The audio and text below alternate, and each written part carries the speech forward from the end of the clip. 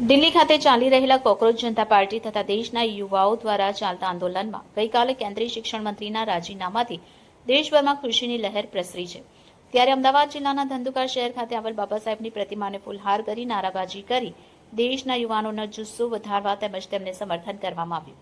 ભારતના બંધારણની તાકાત થતી કોકરોચ જનતા પાર્ટીની 3 માંગો પૂરી કરવામાં આવી છે, જેમાં વારંવાર પેપર લીકના મુદ્દે કરોડો યુવાનોના ભવિષ્ય સાથે ચીડા થતા ભારતીય કેન્દ્રીય શિક્ષણ મંત્રીનું રાજીનામાની માંગ ગઈકાલે પૂર્ણ થતા દેશભરમાં ખુશીનો માહોલ જોવા મળ્યો છે।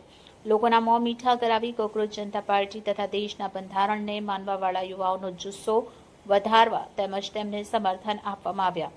પૂર્વ ધારાસભ્ય રાજેશ ગોહિલ સહિત વિરોધ તથા અપક્ષ સદસ્યો સહિત સામાજિક કાર્યકર્તાઓ, સામાજિક યુવાનો ખૂબ મોટી સંખ્યામાં ઉપસ્થિત રહ્યા હતા।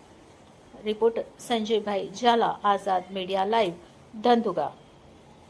પાર્ટીનો આ કાર્યક્રમ નથી, પણ આ દેશના યુવાઓએ જે ઝેનઝી જેને કહેવામાં આવે છે, જેને ક્રાંતિ કરીને એક અહંકારી સલ્તનતની સામે પોતે વિજય પ્રાપ્ત કર્યો છે, પોતાનું ન્યાયની જે લડાઈમાં જે જીત હાંસલ કરી છે, આ એની ખુશી છે, જે એકમાત્ર સંવિધાનની તાકાત ઉપર આ કાર્યક્રમ આપવામાં આવ્યો છે। અને ઉપસ્થિત તમામ આગેવાનો, યુવા મિત્રોનો હું આભાર માનું છું। જય હિન્દ, જય ભારત, ભારત।